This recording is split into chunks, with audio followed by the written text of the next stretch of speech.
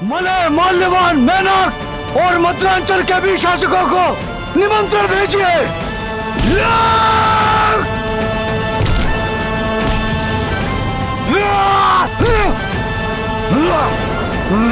परम पूज्य ऋषि पनग, ऋषि मगध और ऋषि अगस्त को तो आना ही होगा। साथ ही दंडकानन, मतंगारण्य तथा नैमिषारण्य में तपस्या कर रहे सभी ऋषियों को संदेश दीजिए कि युवराज को आशीर्वाद देने अवश्य पधारें। और हमारे सीमावर्ती किष्किंधा के राजा ऋक्षराज और उनके पुत्र वाली और सुग्रीव वीडियो सबसे पहले देखने के लिए हमारे चैनल को सब्सक्राइब करें और बेल आइकन दबाएं। स्वयं देवर्षि नारद जी ने मुझे कहा कि ये मरकट तेरे पतन का कारण बनेगा। मेरे होते हुए आपका पतन? कभी नहीं।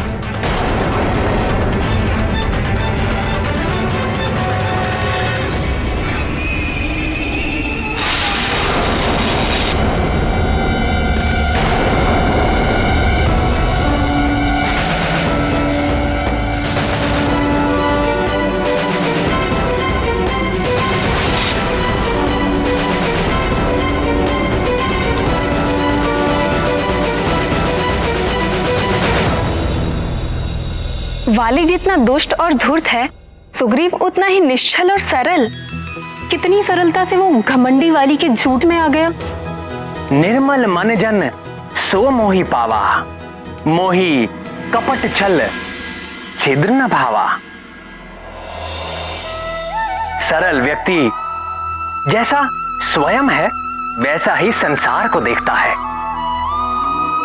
जैसे सुग्रीव का हृदय सरल है, इसी कारण वो मेरा मित्र है। जिसके हृदय में छल और कपट हो वो मुझे पा ही नहीं सकता। कपट करने वाला सोचता है कि वो सबको मूर्ख बनाकर अपना स्वार्थ सिद्ध कर रहा है, किंतु अंत में वो अपनी ही हानि कर बैठता है। जैसे देखो, आज वानर राज सुग्रीव की देवता तक प्रशंसा करते हैं, जबकि वाली अपने कर्मों के कारण हर लोक में निंदा का पात्र है।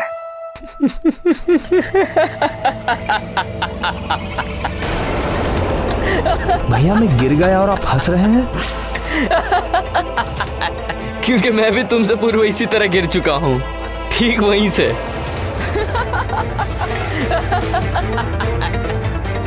कौन है वहां?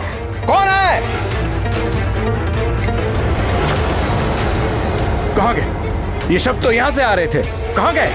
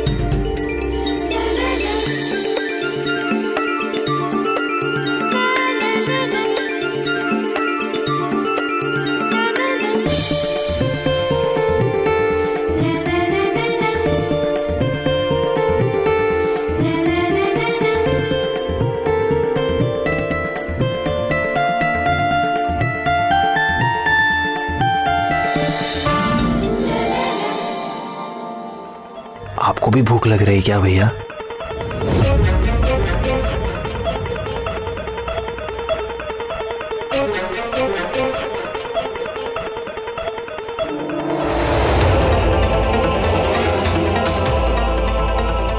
आपने मेरे प्रश्न का उत्तर नहीं दिया भैया। कहाँ ढूंढूं? भैया हमने प्रायः पूरा राजभवन ढूंढ लिया, किंतु वो शांत और सुंदर शिशु अब तक नहीं दिखाई दिया।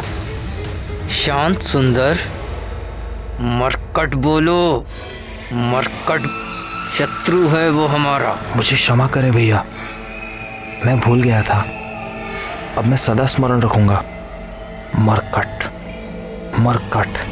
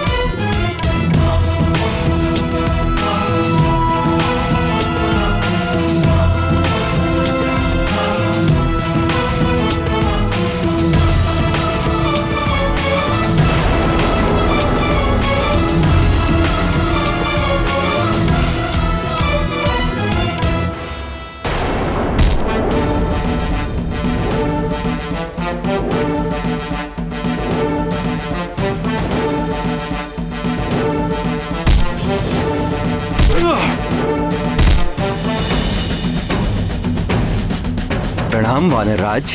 आइए अमात्य, कल युवराज के षष्ठी संस्करण की सारी व्यवस्था हो गई। जी वानरराज, आपसे कुछ परामर्श करना था। किस विषय में? 10वें दिन के नामकरण और संस्कार के लिए अतिथि की सूची के विषय में। सर्वप्रथम युवराज के नाना वानरराज कुंजर। वानरराज, मैंने तो उनका नाम सर्वप्रथम लिख लिया था। अयोध्या नरेश महाराज दशरथ से आरंभ करके अंग, उत्कल, कंबोज, कैकई, काशी, मिथिला, सोबीर, चैदियर,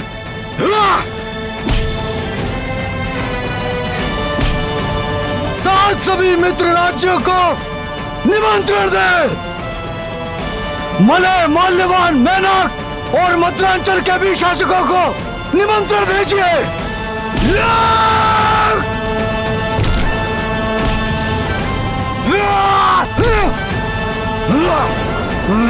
परम पूज्य ऋषि पनग, ऋषि मगध और ऋषि अगस्त को तो आना ही होगा। साथ ही दंडकाकानन, मतंगारण्य तथा नैमिषारण्य में तपस्या कर रहे सभी ऋषियों को संदेश दीजिए कि युवराज को आशीर्वाद देने अवश्य पधारें।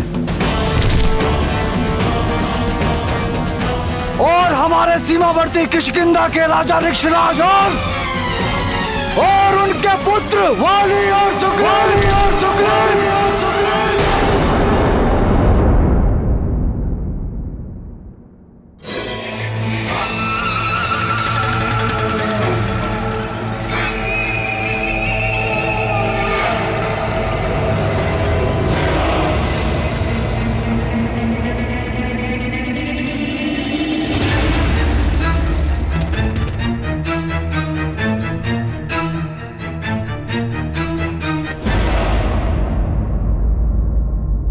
नामकरण के साथ कल के षष्ठी संस्कार में भी उन दोनों को आमंत्रित कीजिए।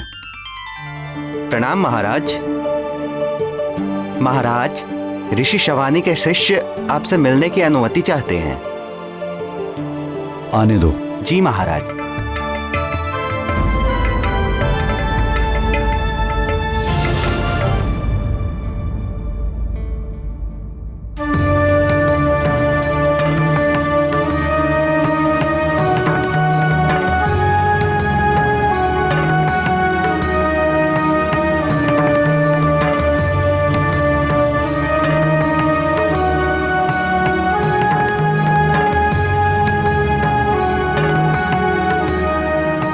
प्रणाम महाराज।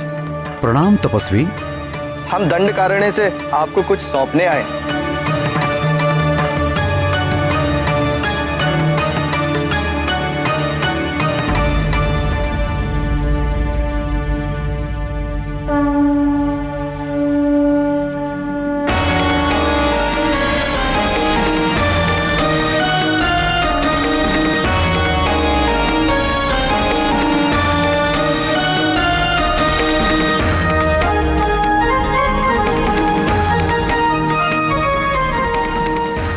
यह अष्ट धातु से निर्मित एक सिद्ध गदा है महाराज। हमारे गुरु के गुरु ने यह गदा तपस्या करके स्वयं दिव्य शक्तियों से प्राप्त की थी महाराज। किस प्रयोजन से? और एक तपस्वी का गदा से क्या कार्य? राक्षसों से संघर्ष करने के लिए हमारे गुरु के गुरु ने क्षत्रिय कुल में जन्म लिया था महाराज, किंतु कालांतर में उन्होंने हिंसा का त्याग करके अहिंसा का व्रत धारण किया था महाराज। उनके देहावसान के पश्चात यह गदा हमारे गुरु ऋषि सावर्णी की सुरक्षा में थी। सुरक्षा में? जी, वे अपने गुरु की आज्ञा अनुसार इस गदा के अधिकारी के जन्म लेने की प्रतीक्षा कर रहे थे, किंतु 2 सप्ताह पूर्व उन्होंने भी देह त्याग दी। अपने देहांत के पूर्व उन्होंने कहा था कि यदि यह गदा आश्रम में रही तो किसी राक्षसी शक्ति में पड़ जाने का संकट हो सकता है।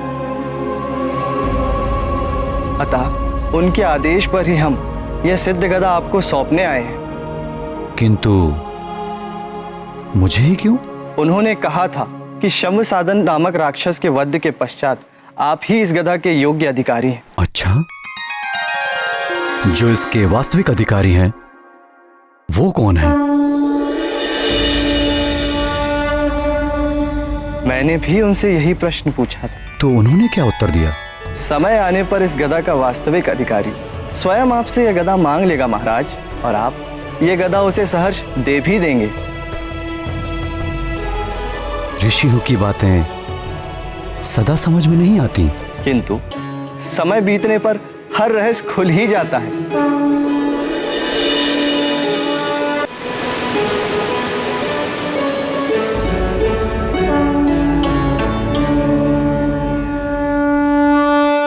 किंतु इस गदा में क्या विशेष है? वानर राज, यह अमोघ गदा है। अपने लक्ष्य पर चोट करने के पश्चात वापस अपने स्वामी के हाथों में लौट आते हैं। और दूसरी विशेषता इसकी यह है महाराज कि इससे टकराने वाला चाहे वो कठोर से कठोर तत्व से ही क्यों ना बना हो, इससे टकराकर खंड खंड हो जाता है।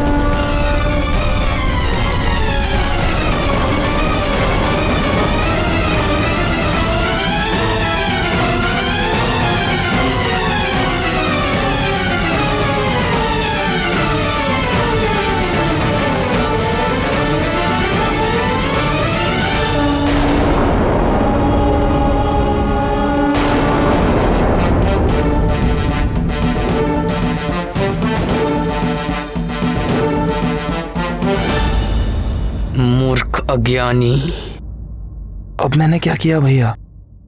मैं तो कब से यहाँ पे चुपचाप खड़ा हूँ। तुम नहीं, ये तपस्वी इतना भी नहीं जानता कि इस गदा का योग्य अधिकारी कौन है। कौन है भैया? कौन है? मैं महानतम। और कौन? वो तो आप हैं भैया।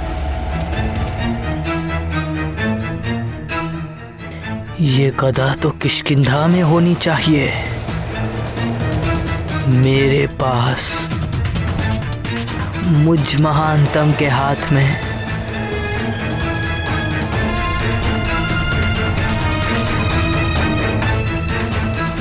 ये तो बहुत ही अद्भुत गदा है।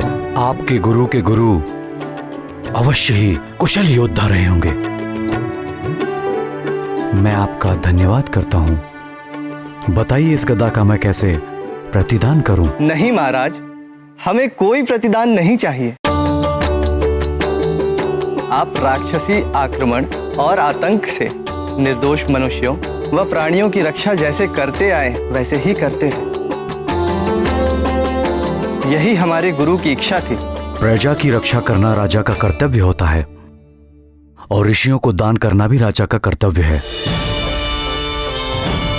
मंत्री जी। महाराज। इन युवा तपस्वियों को हमारी ओर से 1 सहस्त्र स्वस्थ गायें प्रदान करें। अब आप लोग विश्राम करें और कुछ दिनों तक हमारे अतिथि बनकर रहें। आपकी जय हो राजन। परम शक्तिशाली ईश्वर आपकी भुजाओं में और बल दे, आपके वंश को बढ़ाए और सदैव सुरक्षित रखे।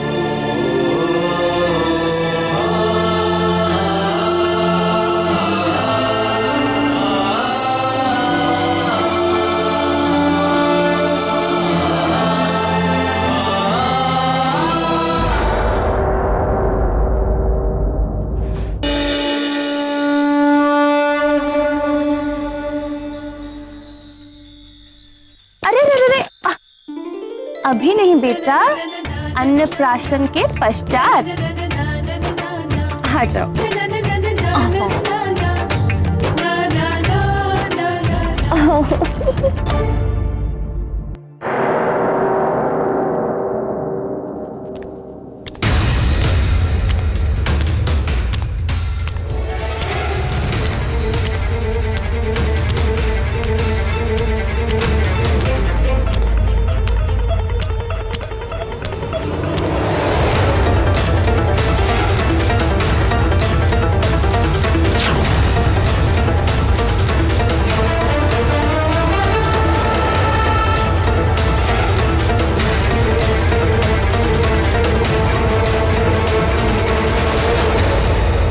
प्रिय अंजने, ये देखो।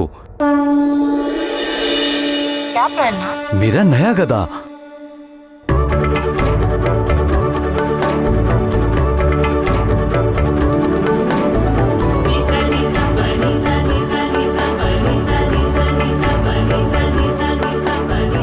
जानती हो इसकी विशेषता क्या है?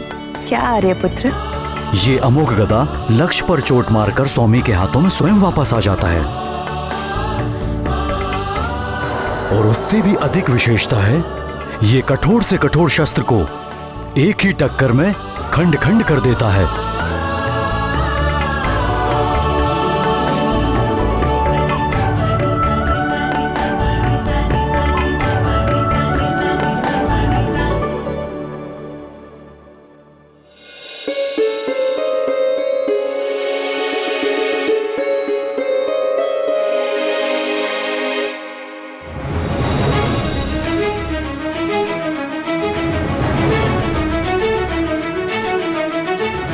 ये सब किसने किया प्रिय? न जाने किसने किया। मेरे कक्ष से जाने के पूर्व तो ये सब सेब वहां पेट पर पड़े हुए थे। आपके जाने के पूर्व कोई कक्ष में आया था क्या? नहीं, कोई भी नहीं। सिर्फ आपके ये पुत्र ही थे। फिर तो हमारे पुत्र तो कुल 5 दिन के हैं। वो यहाँ तक कैसे पहुँच पाएंगे? वो तो अभी खड़े भी नहीं हो सकते। राम भक्त वीडियो सबसे पहले देखने के लिए हमारे चैनल को सब्सक्राइब करें और बेल आइकन दबाएं।